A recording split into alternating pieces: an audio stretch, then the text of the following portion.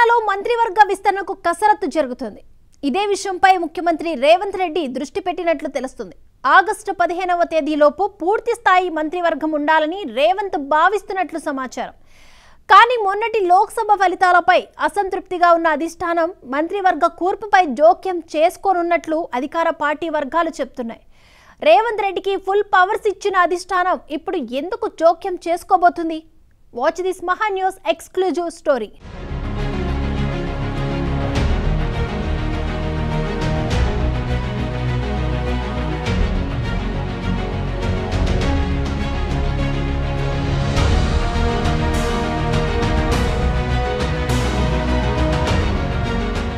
Congress party తెలంగాణలో విజయం సాధించాక గతేడాది డిసెంబర్ 7వ తేదీన అధికారం చేపట్టింది.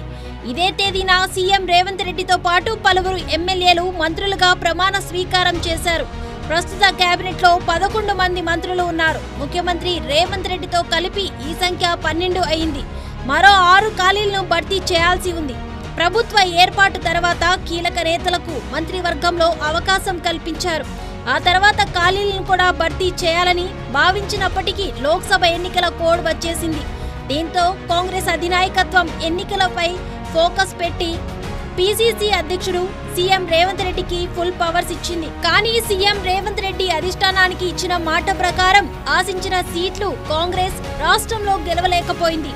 దీంతో అధిష్టానం సీరియస్ అయినట్లు తెలుస్తుంది.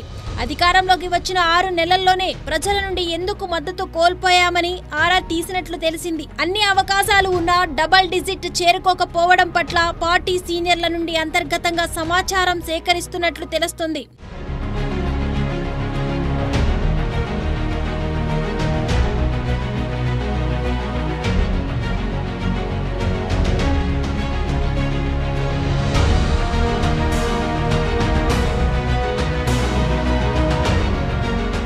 కేబినెట్ విస్తరణపై ఫోకస్ చేసి ప్రక్రియను ఆగస్టు 15వ తేదీలోపు పూర్తి చేసి పూర్తి స్థాయి టీంతో ముందుకు వెళ్లాలని సీఎం రేవంత్ రెడ్డి భావిస్తున్నప్పటికీ అధిష్టానం నిర్ణయం కోసం వేచి చూడాల్సిన పరిస్థితి నెలకొందని ఢిల్లీ పెద్దల సన్నిహిత వర్గాలు అంటున్నాయి.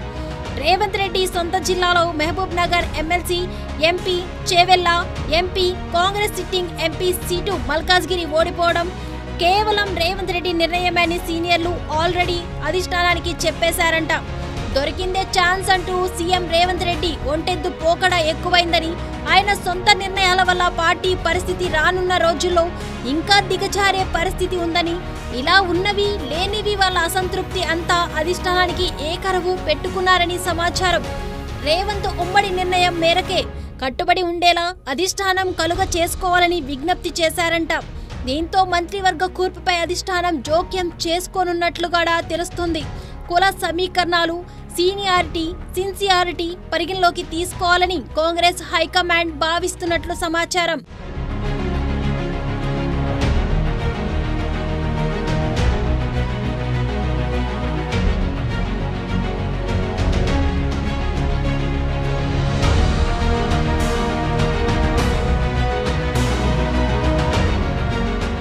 మంత్రివర్గంలో చోటు కోసం చాలా మంది ఎమ్మెల్యేలు ప్రయత్నాలు చేస్తున్నారు. ప్రస్తుత కేబినెట్ లో 4 ఉమ్మడి జిల్లాలకు ప్రాతినిధ్యం కల్పించలేదు. విస్తరణలో ఆ 4 జిల్లాలకు ఖచ్చితంగా చోటు కల్పించాల్సి ఉంటుందన్న చర్చ గట్టిగా వినిపిస్తుంది. ప్రస్తుత మంత్రివర్గంలో రెడ్డి సామాజిక వర్గం నుంచి 4 మంత్రులు ఉన్నారు. బీసీ, ఎస్సీ సామాజిక వర్గాల నుంచి 2 ఉండగా ఎస్టీ, కమ్మ, వెలమ సామాజిక వర్గాల నుంచి ఒక్కొక్కరు చొప్పున ఉన్నారు. అయితే విస్తరణలో కూడా సామాజిక సమీకరణాలు కీలకంగా ఉంటాయని తెలుస్తోంది. తెలంగాణ కేబినెట్ లో చోటు కోసం ఉమ్మడి నల్గొండ జిల్లా నుంచి కోమటిరెడ్డి రాజగోపాల్ రెడ్డి తీవ్రంగా ప్రయత్నాలు చేస్తున్నారు. ఇక ఉమ్మడి ఆదిలాబాద్ జిల్లా నుంచి Chennur MLA G Vivek, Mancherial MLA Prem Sagar Rao race లో ఉన్నారు. వీరిద్దరిలో ఒకరికి మాత్రమే ఛాన్స్ దక్కే అవకాశం ఉంది. ఇటీవల పార్లమెంట్ ఎన్నికల్లో వివేక్ కుమారుడు ఎంపీగా గెలిచిన నేపథ్యంలో మొదటి నుండి పార్టీకి లాయల్ గా ఉన్న ప్రేమ్ సాగర్ రావు వైపే అధిష్టానం మొగ్గు చూపే అవకాశం కనిపిస్తుంది.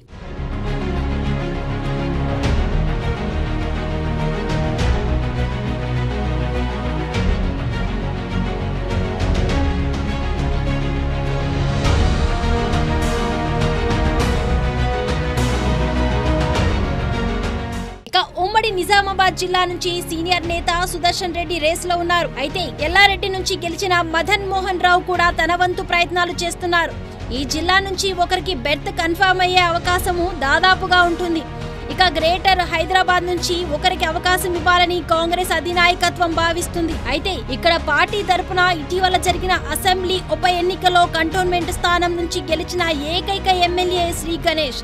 కొత్త ఎమ్మెల్యేకు అవకాశం ఇస్తారా, లేక బీఆర్ఎస్ నుంచి కాంగ్రెస్ లోకి చేరి ఎంపీగా పోటీ చేసి ఓడిన దానం నాగేంద్రకు ఇస్తారా అనేది సస్పెన్స్ గా ఉంది. యువ ఎమ్మెల్సీ ఎన్ఎస్యుఐ నాయకుడు బల్మూరి వెంకట్ తో పాటు హైదరాబాద్ కు చెందిన పలువురు పేర్లు పరిశీలిస్తుందని తెలుస్తోంది.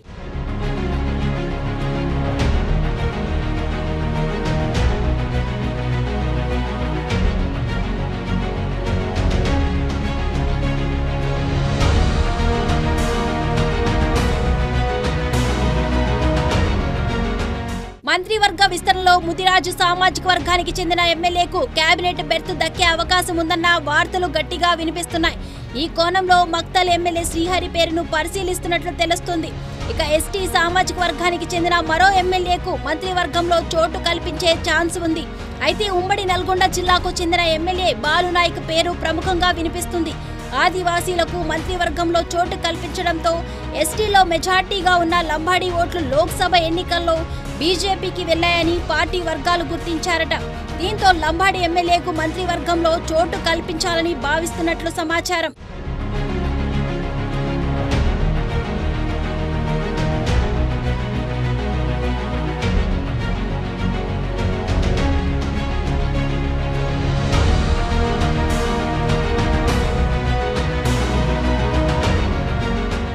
ఉమ్మడి రంగారెడ్డి జిల్లా నుంచి పరిగి ఎమ్మెల్యేతో పాటు ఇబ్రహీంపట్నం ఎమ్మెల్యే మల్రెడ్డి రంగారెడ్డి మంత్రి పదవి కోసం గట్టిగా ప్రయత్నాలు చేస్తున్నారు.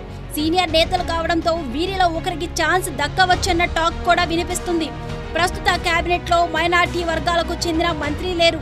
దీంతో విస్తరణలో తప్పకుండా మైనార్టీ కోటా నుంచి ఒకరికి ఛాన్స్ దక్కడం ఖాయంగా కనిపిస్తుంది.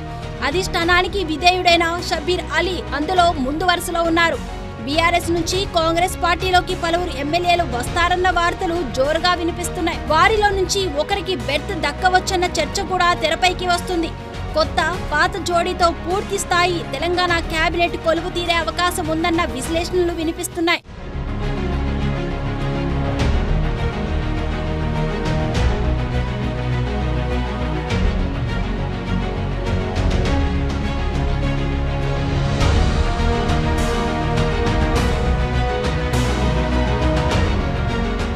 రేవంత్ నిర్ణయమే ఫైనల్ అని ఇప్పటి వరకు అంతా భావిస్తున్నప్పటికీ సొంత జిల్లా సిట్టింగ్ ఎంపీ ఫలితాలు ఆయన్ను ఇరకాటంలో పెట్టినట్లు సమాచారం.